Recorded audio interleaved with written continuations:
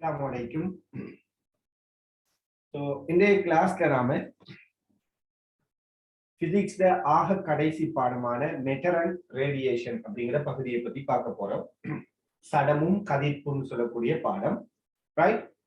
முதலாவது இதுவரைக்கும், அதாவது ஏ லெவல் எக்ஸாமுக்கு இன்னும் 2 மாசம் இருக்கிற இந்த கால பகுதியில இதுவரைக்கும் மெட்டர் அண்ட் ரேடியேஷன் படிக்கல அல்லது ஒழுங்கா படிக்கல அப்படிங்கிற ஆட்களுக்காகத்தான் நான் இந்த கிளாஸை வந்துட்டு ஷெடியூல் பண்ணி இருக்கிறேன். சரியானே?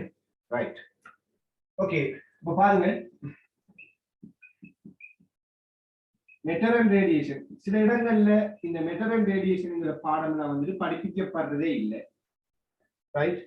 ஸோ மெட்டர் அண்ட் ரேடியேஷன், அதே போல ப்ராப்பர்ட்டிஸ் ஆஃப் மேட்டர், இந்த 2 பாடமுமே பெரும்பாலான இடங்கள்ல புறக்கணிக்கப்படுற பாடங்கள்ல ஒரு பெரும்பாலும் இந்த மெட்டர் அண்ட் ரேடியேஷனையும் அதே போல ப்ராப்பர்ட்டிஸ் ஆஃப் மேட்டர் இந்த 2 பாடத்தையும் என்ன செய்வாங்கன்னா பெரும்பாலும் புறக்கணிப்பாங்க. ஏன்னா அதுல குறைவான எம்சிக்யூ தான் வருவது அப்படிங்கிற அடிப்படையில அதை வந்துட்டு புறக்கணிக்கிற ஒரு கல்ச்சர் இருக்கு, அல்லது அதை ரொம்ப மேலோட்டமா படிச்சுட்டு போற ஒரு கல்ச்சர் ஒன்று இருக்குது. ரைட். எனவே இது உண்மையிலேயே வந்துட்டு ரொம்ப ரொம்ப ஆபத்தான ஒரு விடயம். என்றால் பிசிக்ஸை பொறுத்தவரை, ஏ லெவலை பொறுத்தவரை, பொதுவா ஏ லெவலை பொறுத்தவரையில நீங்க எடுக்கிற ஒரு மார்க்ஸ் உங்களை என்ன செய்யலாம், உங்களோட ரேங்கை வந்துட்டு பெரிய அளவுல மாத்தலாம். ரைட். அதே நேரத்துல நீங்க எடுக்கிற ஒரு மார்க்ஸ் உங்களோட ஃபீல்டை வந்துட்டு பெரிய அளவுல மாத்தலாம்.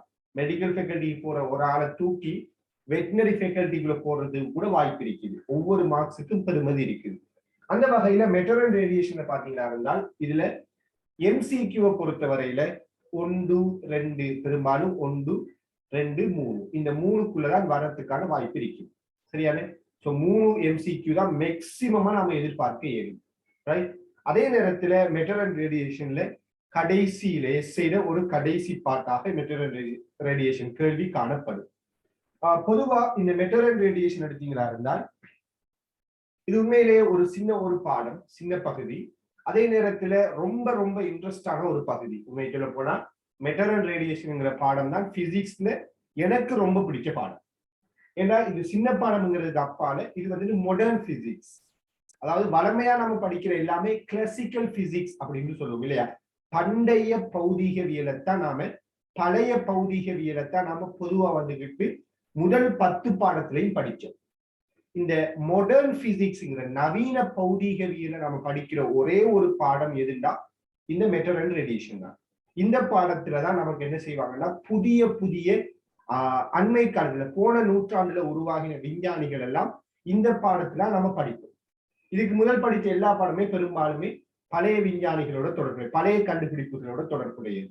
அப்ப முழுக்க முழுக்க புதிய பிசிக்ஸை பத்தி படிக்கிற ஒரு பாடமா இந்த மெட்டர் அண்ட் ரேடியேஷன்ங்கிற பாடம் இருக்கு. ரைட். அப்ப ரொம்ப சிம்பிளான ஒரு பாடம், அதே நேரத்துல ரொம்ப இன்ட்ரெஸ்டான ஒரு பாடம். அதே போல எக்ஸாம்ல எஸ்ஐல வார கேள்வி எடுத்து எம்சிக்யூ கேள்வி எடுத்தீங்கன்னா ரொம்ப ஈஸியான கேள்விகளா தான் இருக்கும். இந்த மெட்டர் அண்ட் ரேடியேஷன்ல இதுவரைக்கும் வந்த எம்சிக்யூ கேள்வி எல்லாமே ரொம்ப ரொம்ப இலகுவான கேள்விகள் தான். அதே நேரத்துல எஸ்ஐ கேள்வி எடுத்தீங்கன்னா எஸ்ஐ கேள்வியும் இலகுவான கேள்வியா இருக்கும், ஆனால் கால்குலேஷன் கொஞ்சம் கஷ்டமா போடுவாங்க. அதாவது கணித்தல்களை நீங்க செய்யறது கொஞ்சம் கஷ்டமா இருக்கும். ரைட். ஸோ கணித்தல்களை நீங்க செய்யறதுக்கு உங்களுக்கு சிறந்த வழி என்ன இருக்கும்னா மடக்கையை வந்துட்டு பயன்படுத்தி கால்குலேட் பண்றது. மடக்கையை பயன்படுத்தி நீங்க கால்குலேட் பண்ண பழகிக்கொள்ளுமா இருந்தால் நமக்கு மெட்டர் அண்ட் ரேடியேஷன் கால்குலேஷனை நம்ம ஓரளவுக்கு என்ன செய்யலாம்னா இலகுவா செய்து கொள்ளலாம். ரைட். அப்ப இந்த பாடத்துல இருக்கிற ஒரு முக்கியமான பிரச்சனை என்ன அப்படின்னு பார்த்தோமா இருந்தால் கணிப்புகள், கால்குலேஷன் பார்ட் கொஞ்சம் கடினமாக வாரத்துக்கு வாய்ப்பு இருக்கிறது. சரியான? ரைட். இப்ப நான் இந்த பாடத்தை பத்தி ஒரு சின்ன இன்ட்ரோடக்ஷன் சொன்னேன். அடுத்து இந்த பாடத்தை எடுத்து இருந்தால் நம்ம முதலாவதா என்னத்தை பத்தி படிக்க போறோம் அப்படின்னா தெர்மல் ரேடியேஷன் அப்படின்னு சொல்லக்கூடிய வெப்ப கதிர்ப்பு சம்பந்தமான விடயத்தை படிப்போம். வெப்பமான பொருட்கள்ல ஏற்படக்கூடிய கதிர்ப்புகளை பத்தி தான் நம்ம முதலாவதா படிப்போம். 2வது என்னத்தை பத்தி படிப்போம் அப்படின்னு பாத்தீங்கன்னா பிரதானமான தலைப்புகளை சொல்றேன். 2வதா நம்ம போட்டோ எலக்ட்ரிக் எஃபெக்ட் அப்படின்னு சொல்லக்கூடிய ஒளி மின் விளைவு அப்படிங்கிற விடயத்தை பத்தி படிப்போம். போட்டோ எலக்ட்ரிக் எஃபெக்ட் சொல்லக்கூடிய ஒளி மின் விளைவை பத்தி நம்ம 2வது பிரதானமான பகுதியாக படிப்போம். சரியான? இடையில சின்ன சின்ன தலைப்புகள் இருக்குது. பிரதானமான பகுதியை சொல்றோம்.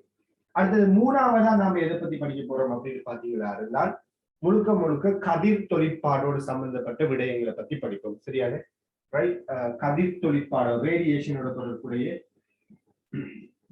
பகுதிகளை பத்தி தெரிவிப்போம். கதிர் தொழிற்பாடு, கதிர் தாக்கம், இப்படியான விடயங்களை பத்தி 3வது பகுதியில நாம படிப்போம். அடுத்து 4வது பகுதி. இந்த 4வது பகுதி வந்து அதாவது 2019ஆம் ஆண்டு வெற்றிக்கு அமுல்படுத்தப்பட்ட, அதாவது 2017ஆம் ஆண்டு அமுல்படுத்தப்பட்ட பகுதியை உள்ளடக்கின ஒரு தலைப்பாக இருக்கும். அதாவது முழுக்க முழுக்க ஒரு துணிக்கை பகுதிகள், பார்ட்டிகிள் பிசிக்ஸ் அப்படின்னு சொல்லுவாங்க. துணிக்கை பகுதிகவியலோட தொடர்புடைய விடயங்களாக இருக்கு. இப்படி பிரதானமான 4 தலைப்புகளை தான் நம்ம இதுக்குள்ள பார்க்க போறோம். இதுல சற்று பெரிய தலைப்பு என்ன அப்படின்னு பாத்தீங்கன்னா, இதுக்குள்ள அணுக்கள இந்த கதிர் தொழிற்பாடு தான் நமக்கு இருக்கக்கூடிய பகுதிகள்ல சற்று பெரிய பகுதியாக காணப்படும். சரியான? ஏனைய 3 பகுதிகளுமே சிறிய சிறிய பகுதிகள். அந்த வகையில முதலாவது நீங்க தலைப்பு போட்டுக்கொள்ளுங்க.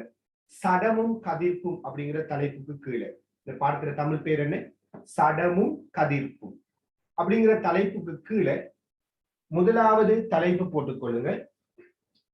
தெர்மல் ரேடியேஷன், வெப்ப கதிர்ப்பு அப்படின்னு தலைப்பு போடுங்களா? தலைப்பு போடுங்க. தெர்மல் ரேடியேஷன், வெப்ப கதிர்ப்பு.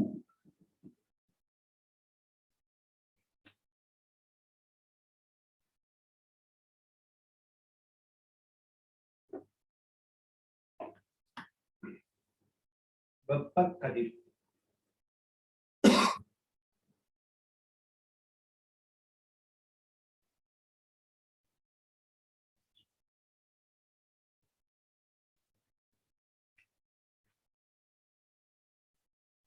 Okay, fine. பாருங்க, பொதுவா நீங்க ஹீட்ல படிக்கக்கூடிய ஒரு விடயம், ஹீட்ல படிக்கக்கூடிய ஒரு முக்கியமான விடயம் என்ன அப்படின்னு பாத்தீங்கன்னா, வெப்பமானது, ஒரு பொருளுடைய வெப்பமானது, வெப்ப சக்தியானது 3 விதங்களாக ஒரு இடத்திலிருந்து இன்னும் ஒரு இடத்துக்கு போகலாம் அப்படின்னு படிப்போம் இல்லையா? என்ன? ஒரு பொருள் கொண்டிருக்கிற வெப்ப சக்தி, வெப்பம் ஒரு பொருள்ல இருந்து இன்னும் ஒரு பொருளுக்கு 3 விதமான அமைப்புகள்ல போகலாம். ஒன்று என்ன அப்படின்னு பாத்தீங்கன்னா, ஒரு வெப்பம் ஒரு இடத்திலிருந்து இன்னும் ஒரு இடத்துக்கு எப்படி டிரான்ஸ்பர் ஆகுது அப்படின்னு பாத்தீங்கன்னா, ஒன்று நாம சொல்லுவோம், அது கடத்தல் மூலமாக, கண்டக்ஷன், கடத்தல் மூலமாக ஒரு இடத்திலிருந்து இன்னும் ஒரு இடத்துக்கு போகலாம் இல்லையா? உதாரணமா கடத்தலுக்கு நாங்க ஹீட்ல சொல்லக்கூடிய ஒரு பிரதானமான உதாரணம் என்ன அப்படின்னு பாத்தீங்கன்னா, உதாரணமா ஒரு கம்பி ஒன்று எடுங்க.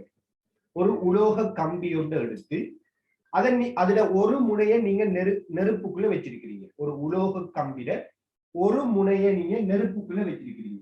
நெருப்புன்னு வச்சுக்கொள்ளுங்க. இது உலோக கம்பி. இந்த உலோக கம்பில ஒரு முனையை நீங்க நெருப்புக்குள்ள வச்சுட்டு அடுத்த முனையை நீங்க உங்களோட கையால பிடிச்சிருக்கிறீங்க. உங்களோட கையால அடுத்த முனையை பிடிச்சிருக்கிறீங்க.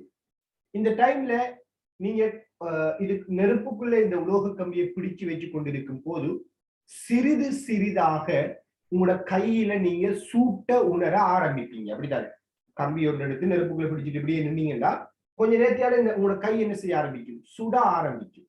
என்ன காரணம் அப்படின்னு பார்த்தோம்னா, எப்பயுமே ஒரு பொருள்ல வெப்பநிலை கூடிய இடத்திலிருந்து வெப்பநிலை குறைந்த இடத்தை நோக்கி வெப்பமானது பாயக்கூடியதா இருக்கு.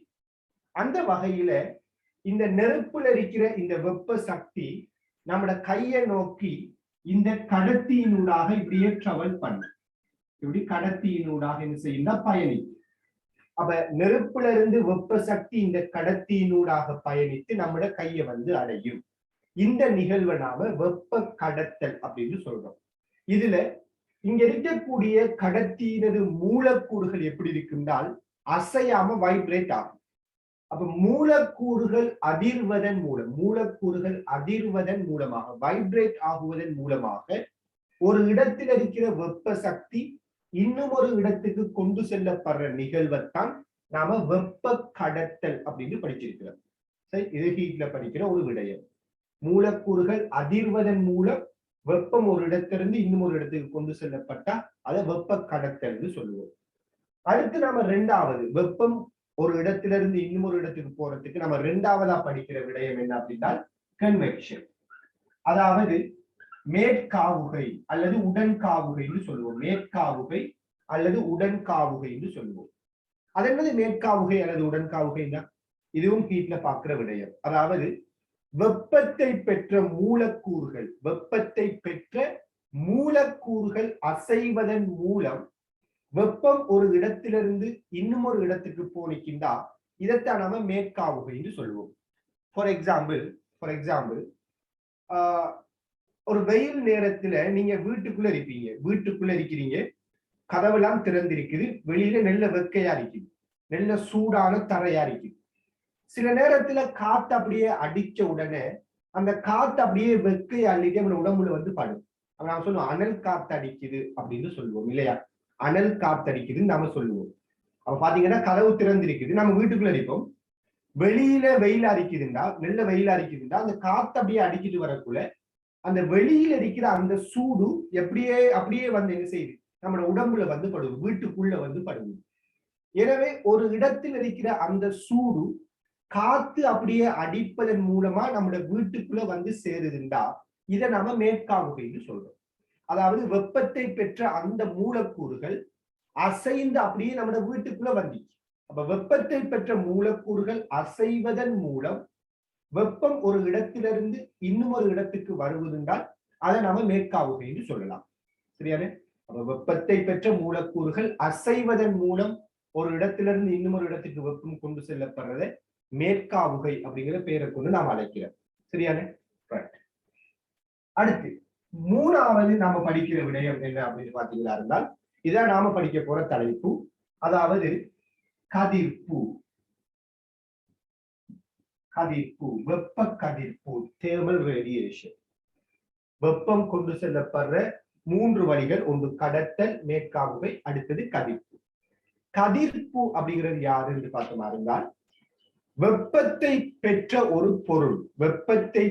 ஒரு பொருள் தன்னுடைய வெப்ப சக்தியை மின்காந்த அலைகளாக வெளியேற்றுகின்ற நிகழ்வைத்தான் நாம வெப்ப கதிர்ப்பு அப்படின்னு சொல்லுவோம். வெப்பத்தை பெற்ற ஒரு பொருள் என்ன செய்யலாம், தன்னுடைய வெப்ப சக்தியை மின்காந்த அலைகளாக வெளியேற்றும். இதை நாம வெப்ப கதிர்ப்பு அப்படின்னு சொல்ல போறோம். சரியானே? எனவே முதல் இந்த மூணையும் ரொம்ப ஷோர்ட்டா எழுதிக் கொள்வோம். ஏன்னா இது எல்லாமே ஆல்ரெடி ஹீட்ல படிக்கப்படுற விடயம். எனவே இது நமக்கு இங்க தேவைப்படையும் போறதில்லை. ஆக நம்ம இது ரெண்டையும் ஷோர்ட்டா அறிமுகப்படுத்திட்டு தேர்மல் ரேடியேஷனுக்குள்ள போவோம். சரியானே? அப்ப முதலாவது பாயிண்ட் எழுதிக் கொள்ளுங்க. வெப்ப கதிர்ப்பு அப்படிங்கிற அந்த தலைப்புக்கு கீழே முதலாவது ஒரு பாயிண்ட் எழுதிக் கொள்ளுங்க.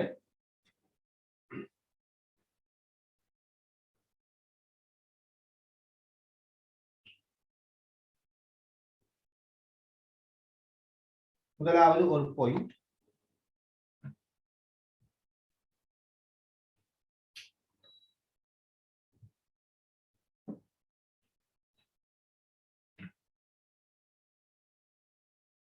வெப்பமானது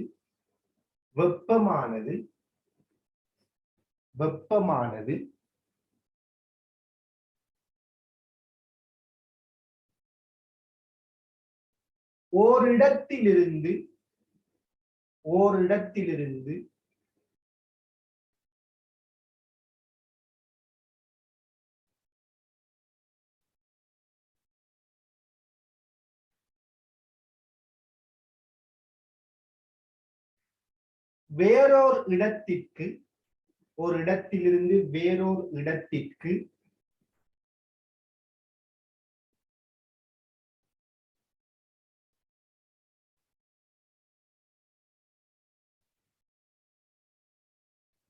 மூன்று வழிகளில் ஓர் இடத்திலிருந்து வேறொரு இடத்திற்கு வெப்பமானது ஓர் இடத்திலிருந்து வேறொரு இடத்திற்கு மூன்று வழிகளில்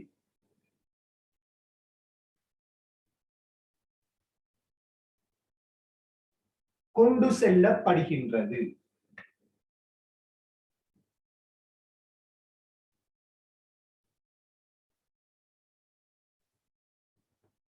ஒன்று வெப்ப கடத்தல்,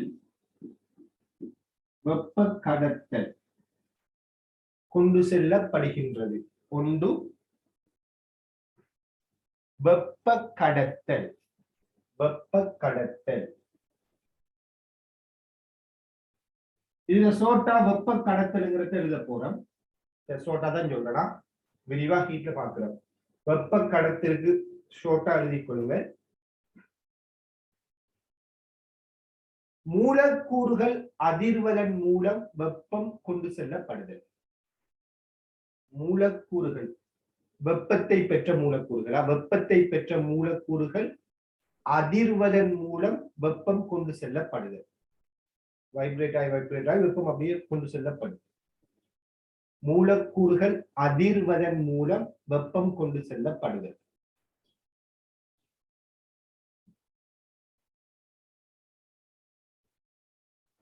அதான் வெப்ப கடத்தல் சொல்லுவோம். இரண்டாவது மேற்காவுகை. மேற்காவுகை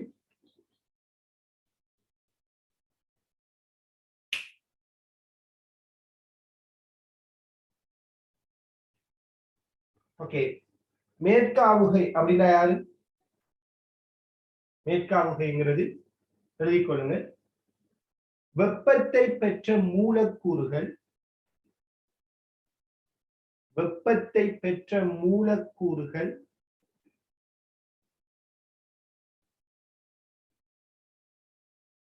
அசைவதன் மூலம், வெப்பத்தை பெற்ற மூலக்கூறுகள் அசைவதன் மூலம்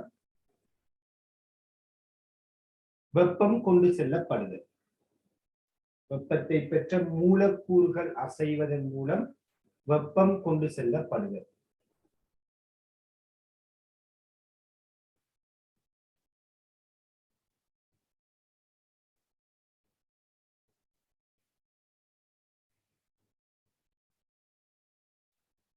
ரைட்.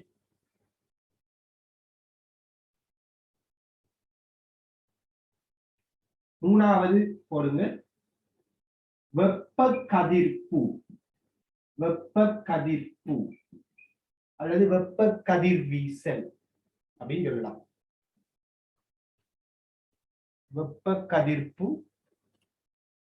வெப்ப கதிர்வீசல்.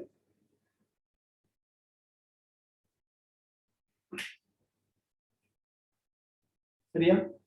சோ வெப்ப கதிர்ப்பு அல்லது வெப்ப கதிர்வீசல் என்ன எழுதிக் கொள்ளுங்க. வெப்பத்தை பெற்ற ஒரு பொருள், எழுதிக் கொள்ளுங்க. இப்படி எழுதுங்க. வெப்பமான ஒரு பொருள், வெப்பமான ஒரு பொருள்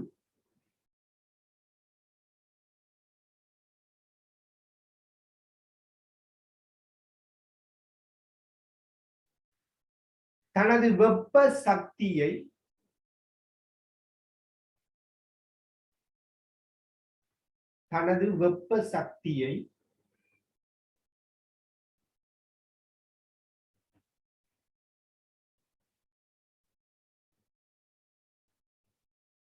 மின்காந்த அலைகளாக, தனது வெப்ப சக்தியை மின்காந்த அலைகளாக,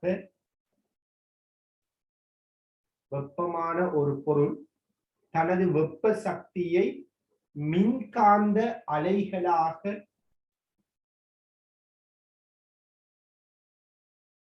வெளியேற்றும் நிகழ்வு, மின்காந்த அலைகளாக வெளியேற்றும் நிகழ்வு வெப்ப கதிர்ப்பு ஆகும். வெப்ப கதிர்ப்பு ஆகும்.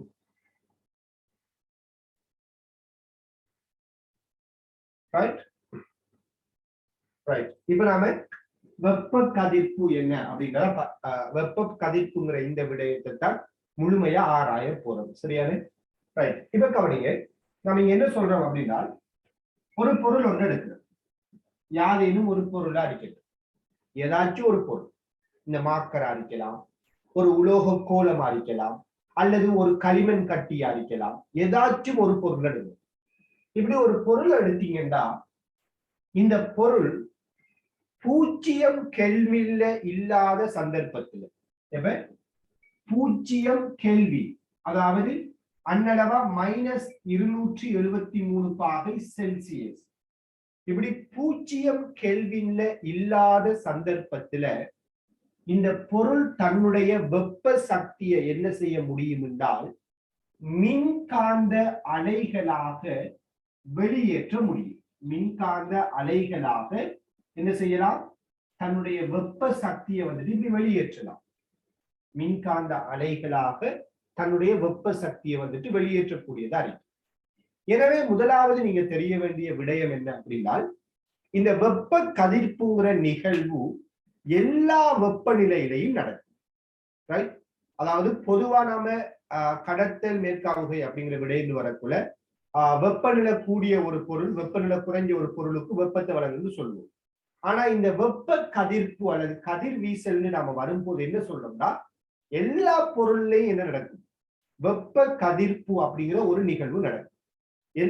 எந்த ஒரு பொருள் 0 கெல்வின்ல இல்லையோ, அதாவது -273 பாகை செல்சியஸ்ல இல்லையோ, அப்படிப்பட்ட எல்லா பொருட்களுமே தன்னுடைய வெப்ப சக்தியை தன்னுடைய சக்தியை என்ன செய்து கொண்டுதான் இருக்கும்?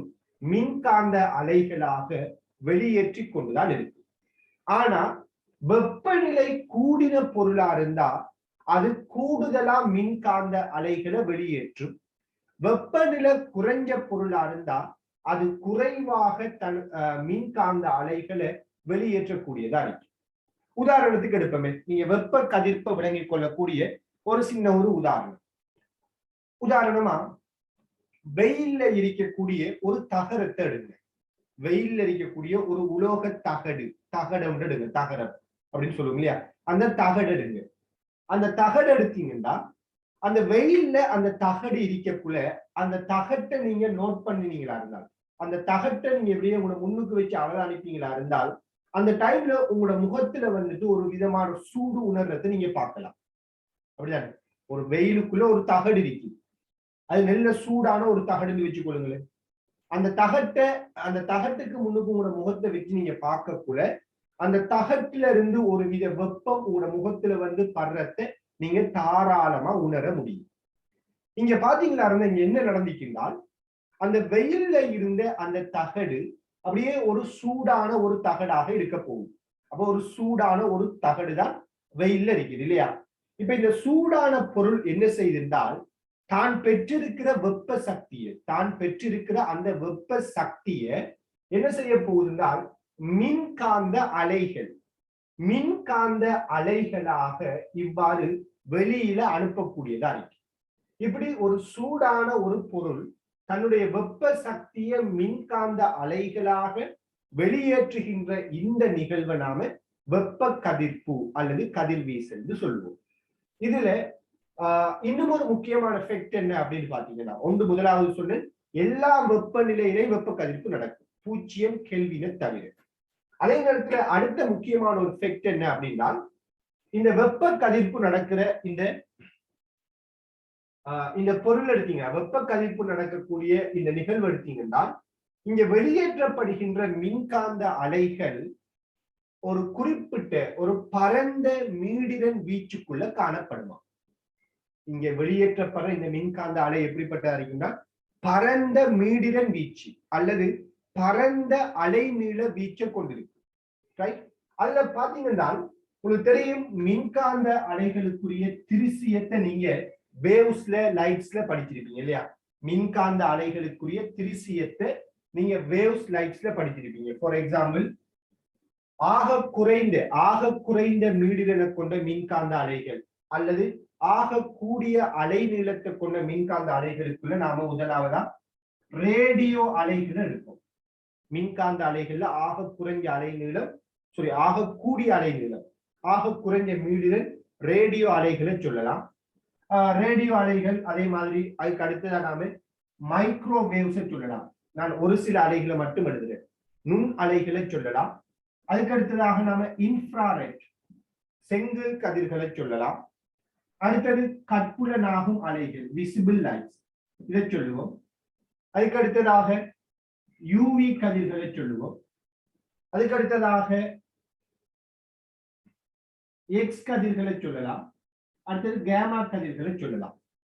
இப்படி நாம ஒரு மின்காந்த அலைகளோட திருசியம் அல்லது அந்த அந்த மின்காந்த அலைகள் என்ற திருசியத்தை யோசிப்போமா இருந்தால் இதுல ரேடியோ அலைகள் அலைநீளம் பெரிசாடிக்கும், மீடிரன் சிறிசாடிக்கும். இங்கால பக்கம் போக போக மீடிரன் கூடிக்கொண்டு வரும், அலைநீளம் குறைஞ்சு கொண்டு வரும். அப்படித்தானே? இதான் ஒரு மின்காந்த அலைக்குரிய திருசியம் சொல்றோம். இந்த பரந்த வீச்சுக்குள்ள இருக்க போகுது. இதுல ஒரு சூடான ஒரு பொருள் தன்னுடைய வெப்ப சக்தியை மின்காந்த அலையா வெளியேற்று சொன்னாங்க. இப்படி வெளியேற்றப்படுற இந்த மின்காந்த அலைகளை எடுத்தீங்கன்னால் இந்த மின்காந்த அலைகள் ஒரு பரந்த மீடிரன் வீச்சை, பரந்த அலைநீள வீச்சை கொண்டிருக்கு. அதுல பிரதானமா யார் இருப்பா அப்படின்னு பாத்தீங்கன்னா இந்த மின்காந்த அலைகள்ல பிரதானமா யார் இருப்பான்னு பாத்தீங்கன்னா இன்ஃப்ராரெட் கதிர்கள் இருக்கும், அதே மாதிரி கட்புலனாகும் அலைகள் இருக்கும், அதே போல யூவி கதிர்கள் இருக்கும். பிரதானமா இந்த 3 கதிர்களையும் உள்ளடக்கின மின்காந்த அலைகள் தான் ஒரு சூடான பொருளிலிருந்து வெப்ப கதிர்ப்பின் மூலம் வெளியேற்றப்பட்டு கொண்டிருக்கும். அப்ப ஒரு சூடான ஒரு பொருளிலிருந்து வெளியேற்றப்படுற அந்த வெப்ப கதிர்ப்பு எடுத்தமா இருந்தால் அந்த வெப்ப கதிர்ப்புல பிரதானமா இருக்கிற மின்காந்த அலைகள் யார் யாரு? இன்ஃப்ராரெட், விசிபிள், அடுத்தது யூவி கதிர்கள். இது 3 தான் நாம தெர்மல் ரேடியேஷன்ல வெளியாகுகின்ற வெப்ப மின்காந்த அலைகளாக சொல்லுவோம். இப்ப பாருங்க, இந்த 3 அலைகள் இன்ஃப்ராரெட், விசிபிள், யூவி, இந்த கதிர்கள்ல மீடிரன் வீச்சுக்குள்ள இருக்கிற மின்காந்த அலைகள் தான் வெப்பமான ஒரு பொருள்ல இருந்து வெளியேறுன்னு சொல்லுவோம். அதனாலதான் நீங்க சூரியனை எடுத்து பாருங்க. சூரியன் எடுத்தீங்களா இருந்தால் சூரியன்ல இருந்து பூமிக்கு வெப்பம் எப்படி கிடைக்குது? சூரியன்ல இருந்து பூமிக்கு வெப்பம் எப்படி கிடைக்குது? கடத்தல் மூலம் கிடைக்குமா? இல்லை. ஏன்? கடத்தல் மூலமும் மேற்காவுகை மூலமும் சூரியன்ல இருக்கிற வெப்பம் பூமிக்கு வராது.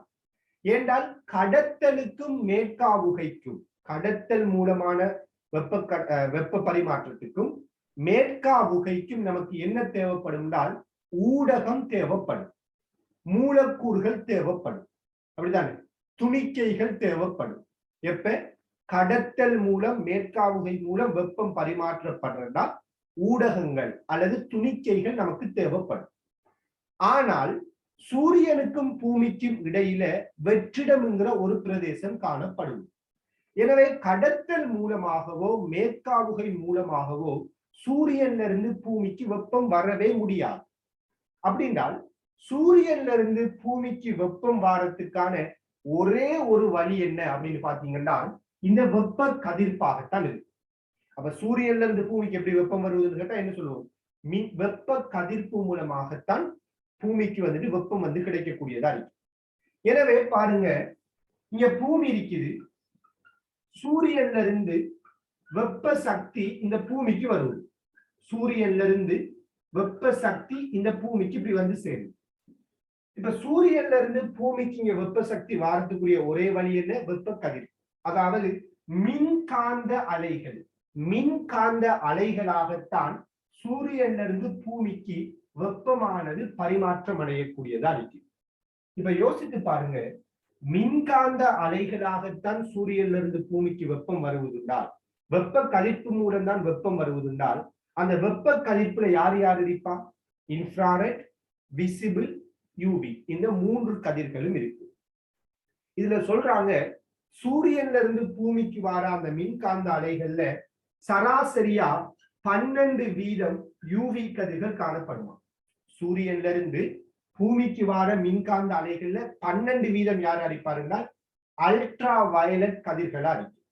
ரைட்? அதே நேரத்துல ஏனைய கதிர்கள்ல பிரதானமா கட்புலனாகும் அலைகளும் இன்ஃப்ராரெட்டும் இருக்கு. நீங்க இப்ப யோசித்து பாருங்க, சூரியன்ல இருந்து பூமிக்கு வர இந்த கதிர்களை பத்தி பேசக்குள்ள நம்ம சொல்லுவோம் ஓசோன் படலம் அப்படிங்கிற ஒரு ஆள் இருப்பார். இந்த ஓசோன் படலம் ஒன்று இருக்கிறதால என்ன நடக்குது? பூமியை சுத்தி ஓசோன் படலம் ஒன்று இருக்கிறதால என்ன நடக்குது என்றால் சூரியன்ல இருந்து வர இந்த யூவி கதிர்கள் ஓசோன் படலத்தால தடுக்கப்படும். எனவே யூவி கதிர்களோட பாதிப்புல இருந்து பூமியை பாதுகாக்கிற ஒரு ஆளா யார் இருக்கிறார் என்றால் இந்த ஓசோன் படலமானது காணப்படும். முதலாவது உங்களுக்கு தெரியணும், அப்ப சூரியன்ல இருந்து எப்படி யூவி கதிர்கள் பூமிக்கு வருவதுதான் காரணம் என்ன? வெப்ப கதிர்ப்பு. ஏன்னா அந்த வெப்ப கதிர்ப்புக்குள்ள யாரும் உள்ளடங்குவா? யூவி கதிர்களும் உள்ளடங்கும். அதே நேரத்துல அந்த யூவி கதிர்களை யாரு தடுக்கிறா? இந்த ஓசோன் லேயர் ஆனது தடுத்து கொண்டு இருக்கு. எனவே யூவி கதிர்கள் பூமிக்கு வராம ஓசோன் லேயர் தடுக்கிறதால ஏனைய 2 கதிர்களும் என்ன செய்திருந்தா பூமியை வந்தடையக்கூடியதா இருக்குது. ஏனைய 2 கதிர்களும், பிரதானமான இந்த 2 கதிர்களும் பூமியை அதிகமாக வந்தடையக்கூடியதா இருக்கு. அதனாலதான் சூரியன்ல இருந்து வர அந்த மின்காந்த அலைகளை பயன்படுத்தி நாம பொருட்களை பார்க்கக்கூடியதா இருக்குது. ஏன்னா அதுல கட்புலனாகும் அலைகள் காணப்படுது. அப்ப வார மின்காந்த அலையில யாரும் இருக்கிறா? கட்புலனாகும் அலைகள் இருக்குது. கட்புலனாகும் அலை இருந்தா தான் நம்ம என்னத்தை பார்க்கலாம்? ஒரு பொருளை பார்க்கலாம். லைட்ஸ் இல்லாட்டி நம்ம என்னத்தை பார்க்கலாம்? ஒரு பொருளை பார்க்கலாம். லைட்ஸ்ங்கிறது யாரு?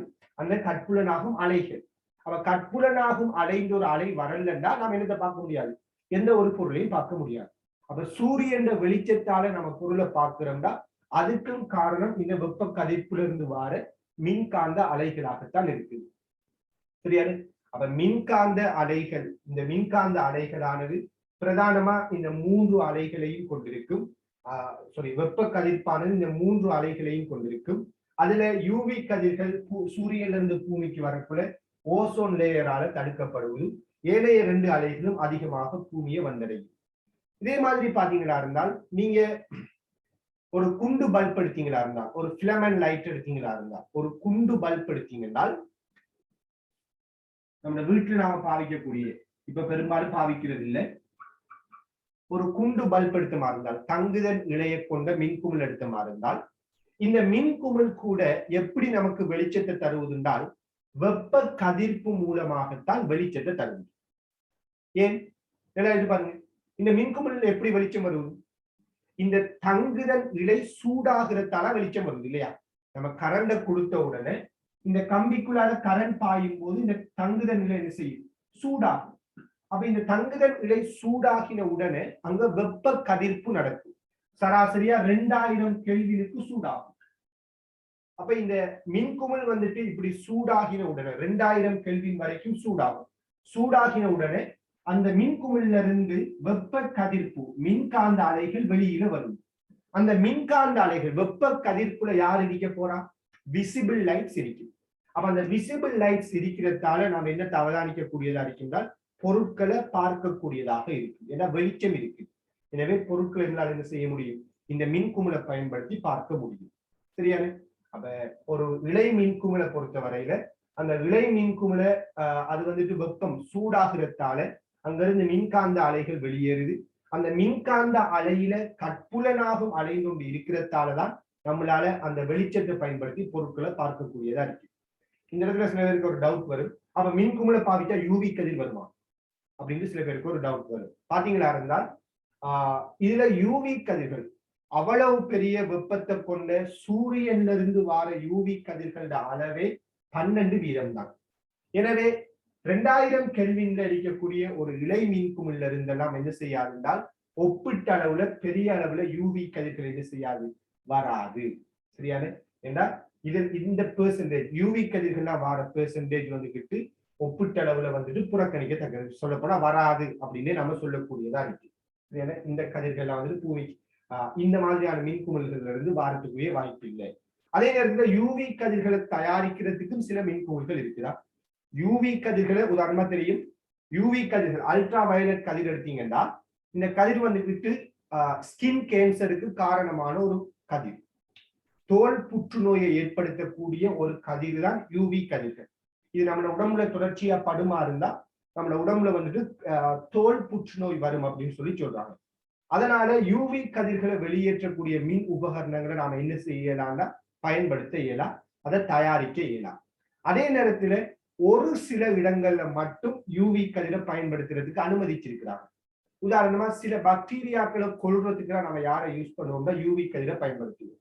அப்ப சில இடங்கள்ல சில பயன்பாட்டுக்காக மாத்திரம் யூவி கதிர்களை தயாரிக்கிறதுக்கு அனுமதி இருக்குது. வேறபடி யூவி கதிர்களை தயாரிக்க முடியாது. அப்படியான கதிர்களை தயாரித்தால் அது நம்மளோட உடம்புல படுமா இருந்தால் அது நம்மளோட உடம்புல பெரிய ஒரு ஆபத்தை ஏற்படுத்தக்கூடியதா இருக்கு. சரியா? ஓகே, முதல் இதில் இருக்கிற சில முக்கியமான பாயிண்ட்ஸை நோட் பண்ணிக்கொள்வோம். சோ முதலாவது பாயிண்ட் எழுதி கொள்ளுங்க. வெப்ப கதிர்ப்பை பத்திய நம்ம முதலாவது பாயிண்ட் சொல்ல போறோம், எழுதி கொள்ளுங்க.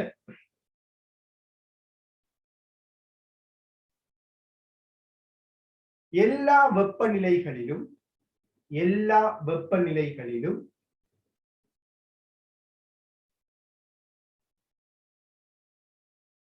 எல்லா வெப்பநிலைகளிலும்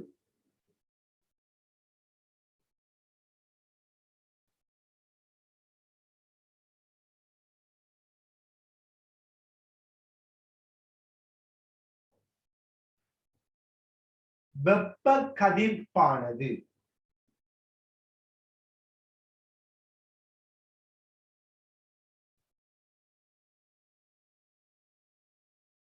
வெப்ப கதிர்ப்பானது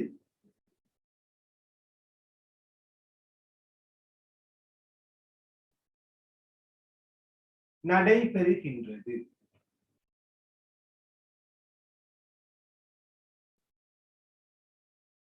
வெப்ப கதிர்ப்பானது நடைபெறுகின்றது.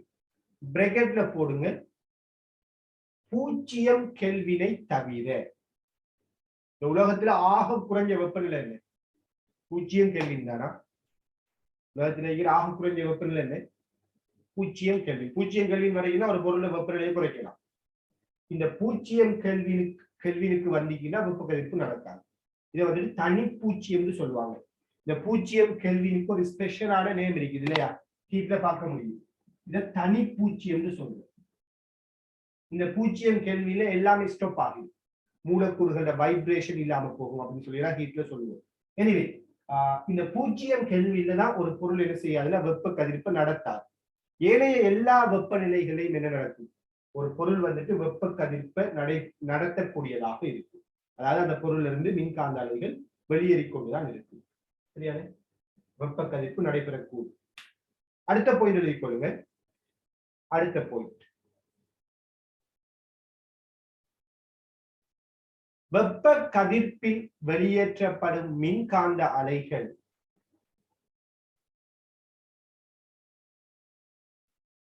வெப்ப கதிர்ப்பில் வெளியேற்றப்படும் மின்காந்த அலைகள்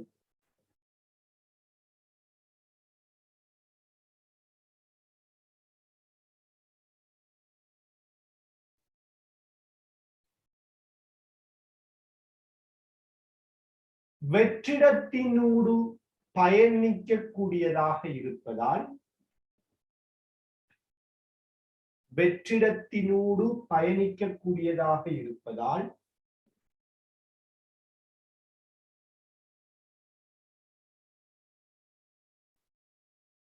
வெற்றிடத்தினூடு பயணிக்கக்கூடியதாக இருப்பதால்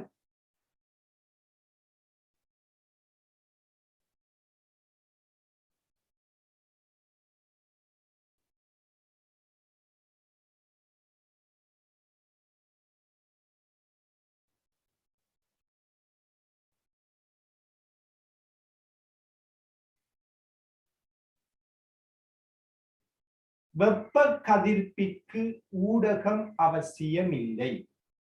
வெப்ப கதிர்ப்பிற்கு ஊடகம் அவசியம் இல்லை.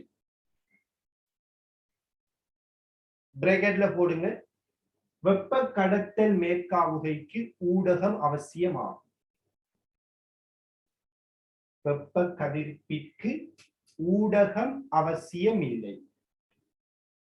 பிராக்கெட்ல போடுங்க, வெப்ப கடத்தல் மேற்காவுகைக்கு ஊடகம் அவசியமாகும்.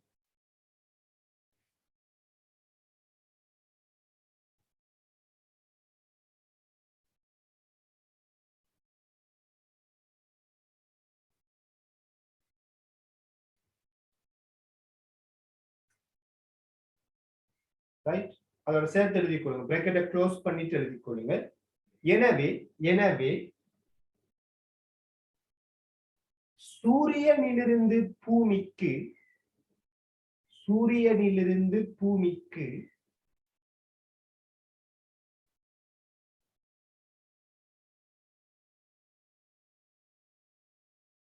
வெப்பமானது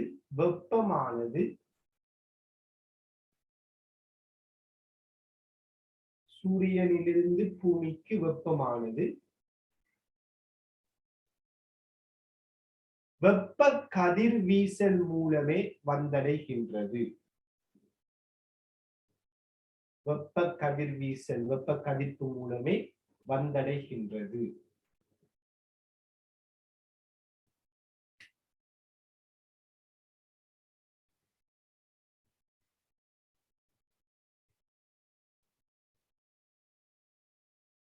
ரைட்?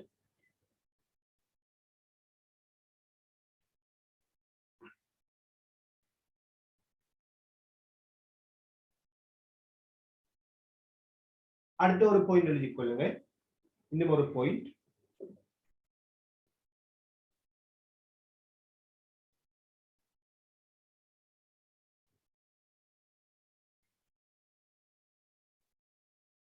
பொதுவாக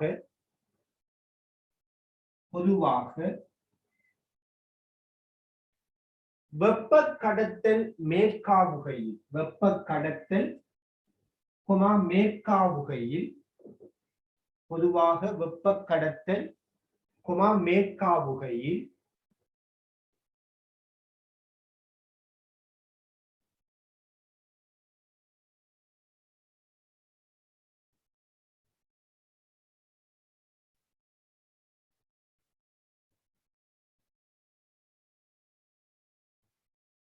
வெப்பநிலை கூடிய இடத்திலிருந்து வெப்பநிலை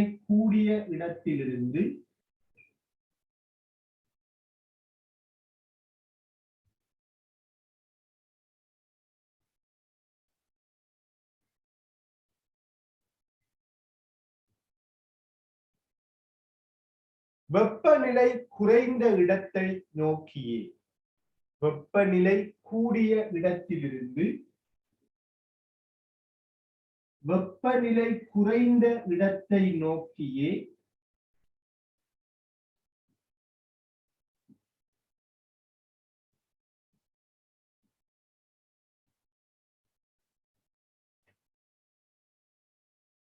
வெப்பமானது பாய்கின்றது. வெப்பமானது பாய்கின்றது. மேற்காவுகை கடத்தலில் வெப்பநிலை கூடிய இடத்திலிருந்து வெப்பநிலை குறைந்த இடத்தை நோக்கியே வெப்பமானது பாய்கின்றது. ஆனால்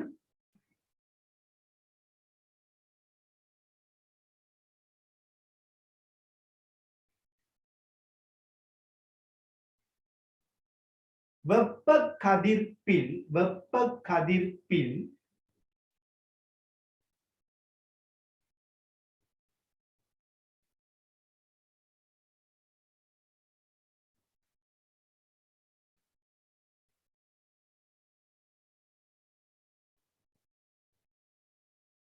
வெப்பநிலை குறைவான ஊடகத்தை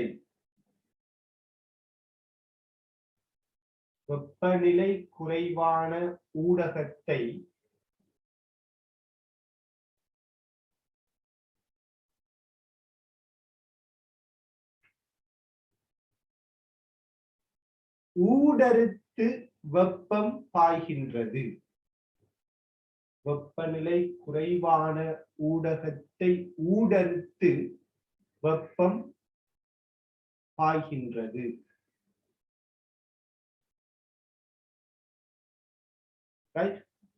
இது ரொம்ப முக்கியமான ஒரு டிஃபரன்ஸ்.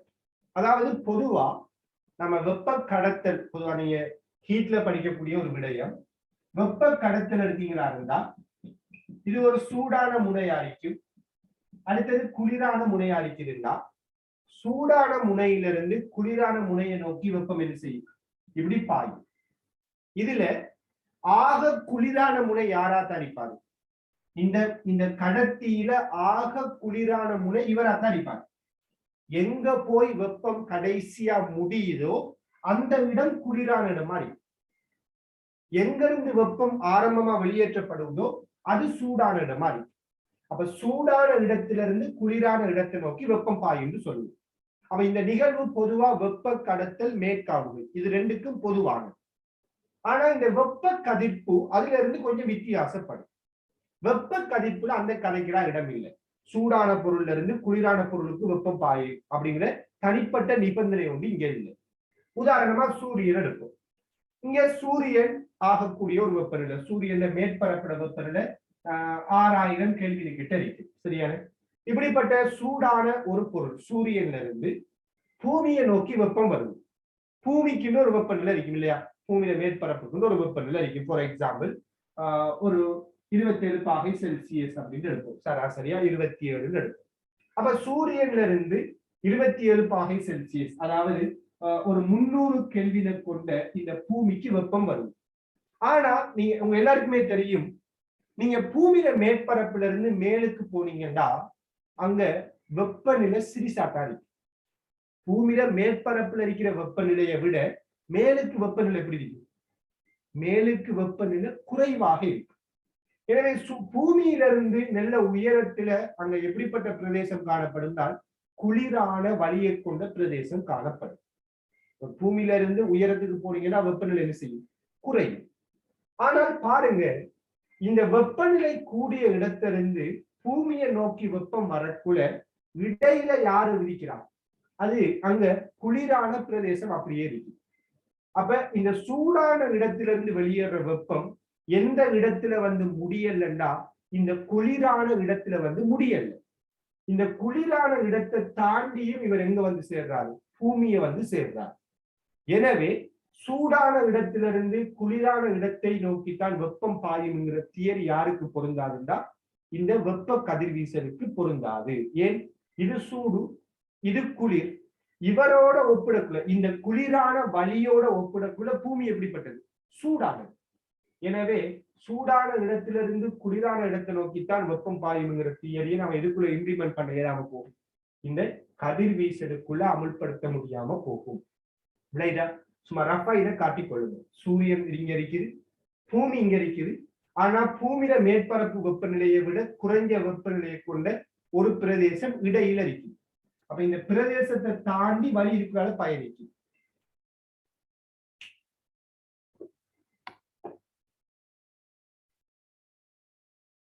இப்படி ஒரு நிகழ்வு கடத்தல்லையும் மேற்கவுகளையும் நடக்காது.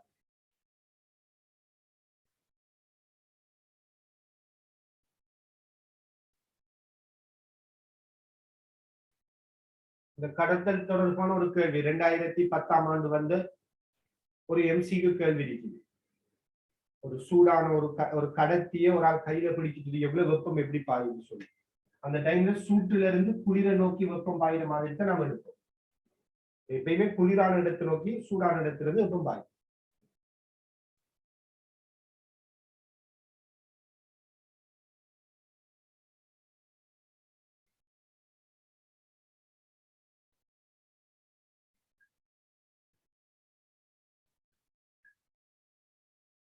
சரியா?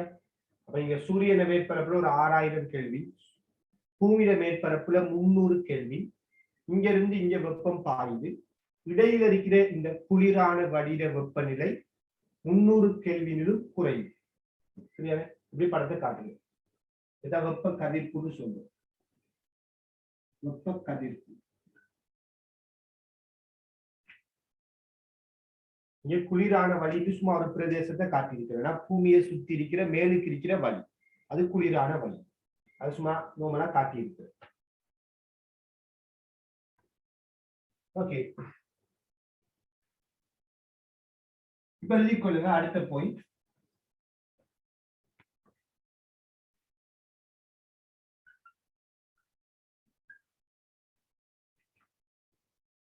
வெப்ப கதிர்ப்பில் வெளியேறும்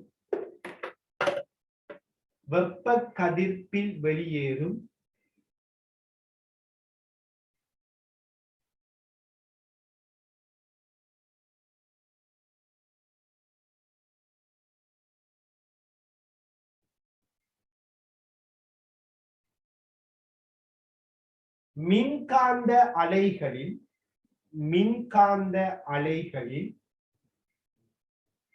வெப்ப கதிர்ப்பில் வெளியேறும் மின்காந்த அலைகளில்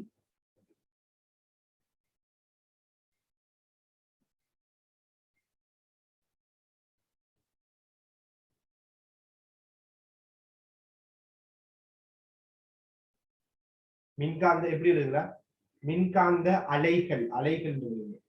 வெப்ப கதிர்ப்பில் வெளியேறும் மின்காந்த அலைகள் பரந்த அலைநீள வீச்சு, பரந்த வைட் ரேஞ்ச், சரியான பரந்த அலைநீள வீச்சு அல்லது மீடிரன் வீச்சு, பரந்த அலைநீள வீச்சு அல்லது மீடிரன் வீச்சு,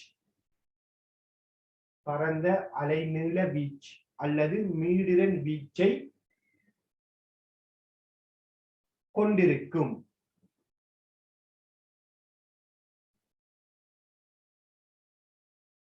பரந்த அலைநீள வீச்சை அல்லது மீடிரன் வீச்சை கொண்டிருக்கும். இதில்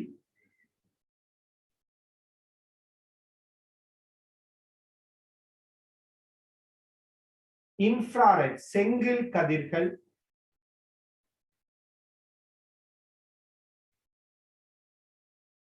கட்புலனாகும் அலைகள், செங்கில் கதிர்கள், கட்புலனாகும் அலைகள் மற்றும் யூவி கதிர்கள்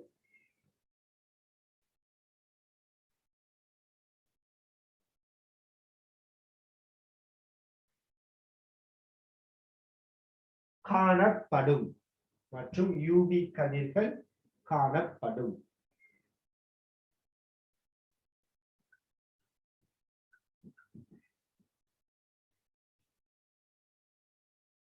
சரியா? அது கீழே நீங்க இந்த மின்காந்த அலைக்குரிய திரிசியத்தை நோட் பண்ணி கொள்ளுங்க. இந்த திரிசியம் சம்பந்தமா நீங்க வேவ்ஸ்ல லைட்ஸ்ல படிச்சிருக்கீங்க இல்லையா?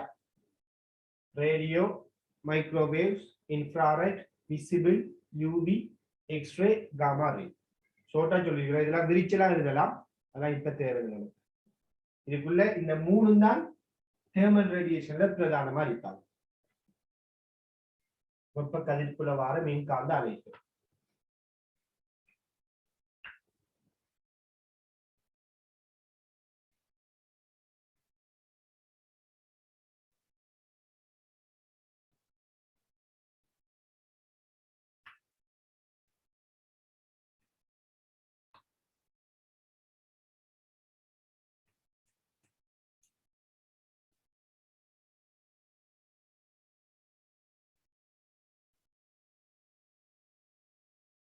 சரியா?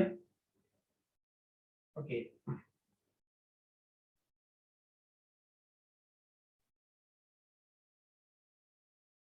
இப்ப கீழுக்கு இன்னும் ஒரு பாயிண்ட் எழுதி கொள்ளுங்க.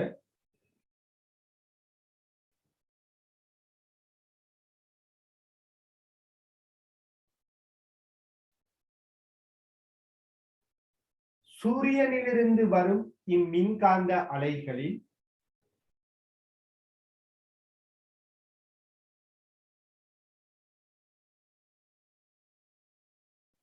சூரியனிலிருந்து வரும் மின்காந்த அலைகளில் சராசரியாக 12 வீதம், சராசரியாக 12 வீதம் சூரியனிலிருந்து வரும் மின்காந்த அலைகளில் சராசரியாக 12 வீதம்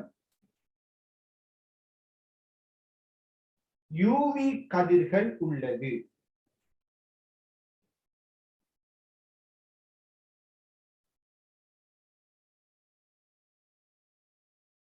யூவி கதிர்கள் உள்ளது. யூவி கதிர்களை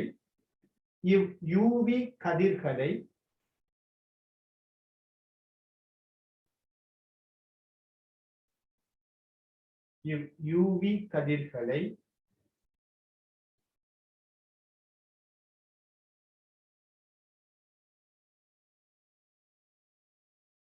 பூமியை சூழ உள்ள ஓசோன் படலமானது, பூமியை சூழ உள்ள ஓசோன் படலமானது, பூமியை சூழ உள்ள ஓசோன் படலமானது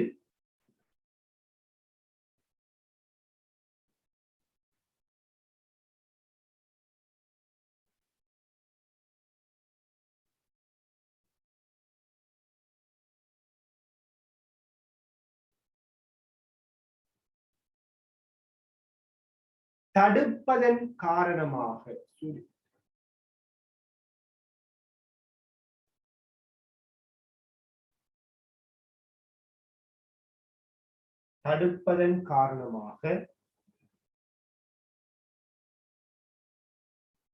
யூவி கதிர்கள் பூமியின் மேற்பரப்பை அடைவதில்லை.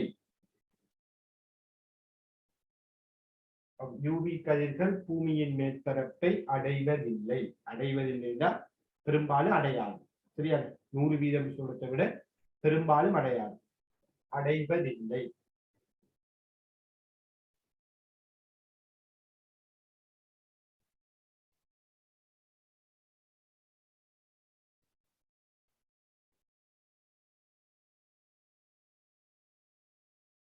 சரியா?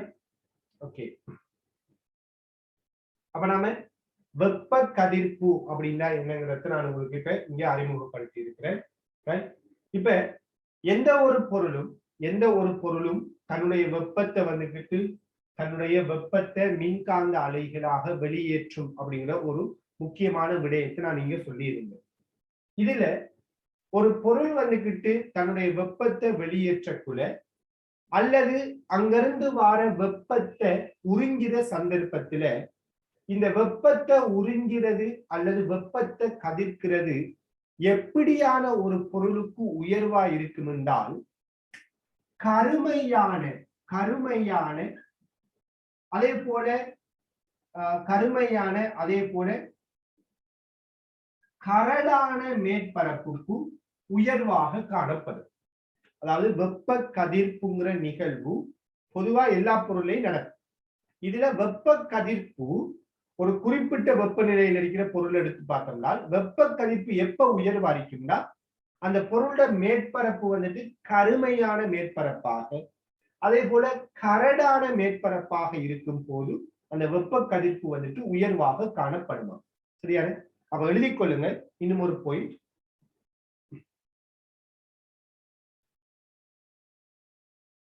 குறிப்பிட்ட வெப்பநிலையில்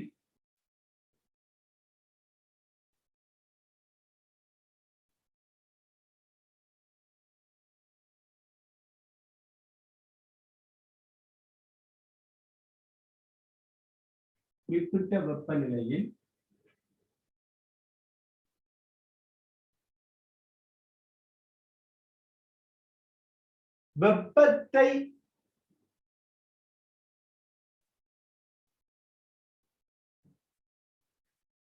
அதிகமாக கதிர்க்கும்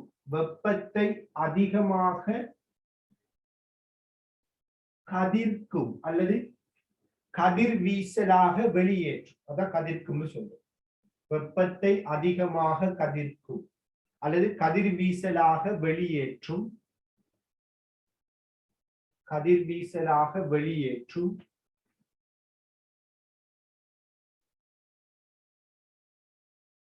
அல்லது வெப்பத்தை அதிகமாக கதிர்வீசலாக வெளியேற்றும் அல்லது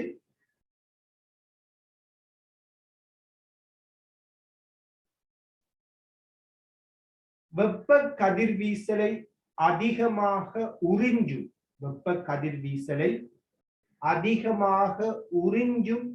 இயல்பு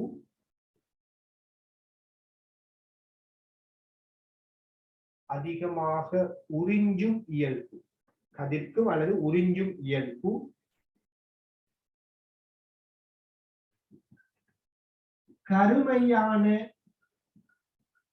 கரடான மேற்பரப்புக்கு உயர்வாகும்.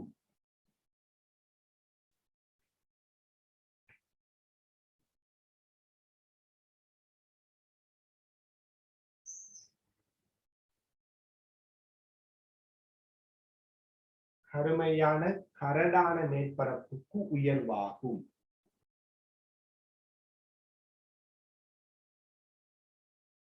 அதே வேளை யாருக்கு இழிவாரிக்கும்? மினுமினுப்பான அல்லது பளபளப்பான ஒப்பமான மேற்பரப்பிற்கு இழிவாகும். மினுமினுப்பான அல்லது பளபளப்பான ஒப்பமான மேற்பரப்பிற்கு இழிவாகும்.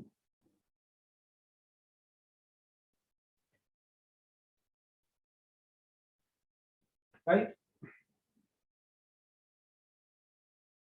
ரைட். அப்ப பாருங்க, நம்ம இங்க என்ன சொல்லி இருக்கிறோம்னா, முதலாவது உங்களுக்கு ஒரு விடயத்தை இந்த இடத்துல நான் அறிமுகப்படுத்தியிருக்கிறேன். அதாவது உண்மையிலேயே ஒரு பொருள், ஏதாச்சும் ஒரு பொருள் வெப்பத்தை கதிர்க்குதிருந்தால் அதே மாதிரி அந்த பொருள் என்ன செய்ய இயலும்னால் வெப்ப கதிர்களை உறிஞ்சவும் இயலும். உதாரணமா பூமி எடுத்தீங்கன்னா, சூரியன்ல இருந்து வார வெப்ப கதிர்களை பூமி என்ன செய்யுது? உறிஞ்சுது. அப்படிதான், சூரியன்ல இருந்து வார வெப்ப கதிர்களை பூமி வந்துட்டு உறிஞ்சுது, பெற்றுக்கொள்ளும். அப்ப வெப்பத்தை வந்துட்டு உறிஞ்சக்கூடிய இயல்பை பூமி கொண்டிருக்கு. அதே நேரத்துல பூமி என்ன செய்யுதுன்னா வெப்பத்தை கதிர்களா வெளியேற்றும். உதாரணமா இரவு நேரத்துல தன்னை பூமி என்ன செய்யுதுன்னா தன்னை மேற்பரப்புல இருக்கிற வெப்பத்தை இழக்க ஆரம்பிக்குது. அப்ப அந்த டைம்ல கதிர்க்குது. எனவே ஒரு பொருள் தன்னை வெப்பத்தை வெளியேற்ற கதிர்களா வெளியேற்றவும் முடியும், அல்லது ஒரு பொருள் தன்னை வெப்பத்தை என்ன செய்யும், வெப்ப கதிர்களை வந்துட்டு உறிஞ்சவும் வேண்டும். உதாரணமா பூமியில பெரும்பாலும், பூமியை பொறுத்தவரையில பெரும்பாலும் பகல் நேரங்கள்ல அது விளையுலா என்ன செய்யுதுன்னா வெப்பத்தை உறிஞ்சுது. இரவு நேரங்கள்ல பூமி என்ன செய்யுதுன்னா விளையுலா வெப்பத்தை கதிர்க்குது. ரெண்டையும் செய்யும். இதுல யாரு வெப்பத்தை கூடுதலா கதிர்ப்பாவோ அவரு கூடுதலா வெப்பத்தை உறிஞ்சுவார். ரெண்டுமே அவருக்கு ஹையா தான் இருக்கு. கூடுதலா வெப்பத்தை உறிஞ்சுற ஆள் தான் கூடுதலா வெப்பத்தை கதிர்க்கிற ஆளா இருப்பார். அதே போல யாரு குறைவாக வெப்பத்தை உறிஞ்சுவாவோ அவருதான் வெப்பத்தை குறைவாக கதிர்க்கிற ஆளாகவும் இருப்பார். அந்த வகையில பெரும்பாலும் ஒரு குறிப்பிட்ட வெப்பநிலையில் இருக்கிற பொருளை வச்சு நாம ஆராய்வுமா இருந்தால், கரடான அல்லது கருமையான மேற்பரப்பை கொண்ட பொருள், கருமையான மேற்பரப்பை கொண்ட பொருட்கள் இருக்கீங்கன்னா அது வந்துட்டு கூடுதலா வெப்பத்தை உறிஞ்சி, நீங்க வெப்பத்தை அனுப்பினீங்கன்னா வெப்பத்தை கூடுதலா உறிஞ்சி கொள்ளும். அதே போல வெப்பத்தை கூடுதலா கதிர்க்கவும் செய்யும். அப்ப நல்லா உறிஞ்சும், கொடுக்குறன்னா நல்லா கொடுக்கும், வாங்குறன்னா நல்லா வாங்குவாரு, கொடுக்குறனால நல்லா கொடுப்பாரு. ஆனா வெண்மையான பளபளப்பான அந்த ஸ்மூத்தான மேற்பரப்பு எடுத்து பாத்தீங்கன்னா அவரு வார வெப்பத்தை எல்லாம் உறிஞ்சவும் மாட்டாரு, நெல்லா உறிஞ்சையும் மாட்டாரு, நெல்லா வெளியேற்றையும் மாட்டாரு, நெல்லா கதிர்க்கையும் மாட்டாரு. நெல்லா உறிஞ்சினால் தான் நெல்லா கதிர்ப்பாரு, குறைவா உறிஞ்சினால் குறைவா தான் கதிர்ப்பாரு. சரியான இதை தெளிவா இருந்து கொள்ளுங்க.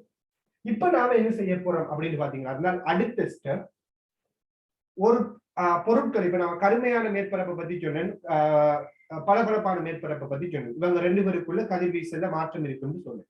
இதுல ஐடியலான இலட்சியமான ஒரு கதிர்பொருள் யார் அளிப்பார்? அவர் எப்படியான இயல்பை கொண்டிருப்பார்? இலட்சியமான ஒரு கதிர்க்கக்கூடிய பொருள், அதாவது தன்னை நோக்கி வார வெப்பத்தை எல்லாம், தன்னை நோக்கி வெப்ப கதிர்கள் வந்தா அப்படியே எல்லாத்தையும் உறிஞ்சிக் கொள்வார். அதே மாதிரி அவர் வெப்பம் அடிக்கக்குள்ள தன்னை வெப்பத்தை எல்லாம் அப்படியே கதிர்ப்பார். அப்ப இலட்சியமா வார எல்லா வெப்பத்தையும் உறிஞ்சக்கூடிய அல்லது தனக்கிட்ட இருக்கிற எல்லா வெப்ப சக்தியையும் கதிர்களா வெளியேற்றக்கூடிய அந்த இயல்பை கொண்ட இலட்சியமான பொருளுக்கு எப்படிப்பட்ட சமன்பாடு வரும்? அதே போல அந்த பொருளை நாம என்ன பெயர் கொண்டு அழைக்க போறோம்? அந்த பொருளுக்குரிய இயல்புகள் என்ன? இப்படியான விடயங்களை தான் நாம் அடுத்த ஸ்டெப்ல படிக்க போறோம். அப்ப இலட்சியமான ஒரு கதிர்க்கக்கூடிய ஒரு பொருள் அல்லது இலட்சியமான கதிர்வீசல உறிஞ்சக்கூடிய ஒரு பொருள் யாரு, அவரோட பேர் என்ன, அவரோட இயல்பு என்னங்கிறத நாம அடுத்த ஸ்டெப்ல படிக்க போறோம். சரியான? சோ இன்ஷா அல்லாஹ் நாம அடுத்த கிளாஸ்ல இந்த டாபிக்கை வந்துட்டு ஆராய்வோம். ஸ்கூலுக்குரிய டைம் ஆகுது. சரியான?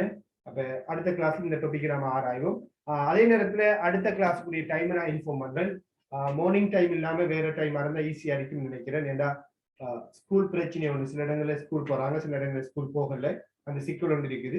எனவே இடையில ஒரு டைம் ஒன்று நாம நைட்ல அப்படி செய்ய இயலுமா அப்படிங்கிறத பார்த்து நான் இன்ஃபார்ம் பண்றேன். ஓகே, குரூப்ல நீங்க அலர்ட்டா இருந்து கொள்ளுங்க. ரைட், ஜஸாக்கல்லாஹு கைர். அஸ்ஸலாமு அலைக்கும் வரஹ்மத்துல்லாஹி வபரகாத்துஹு.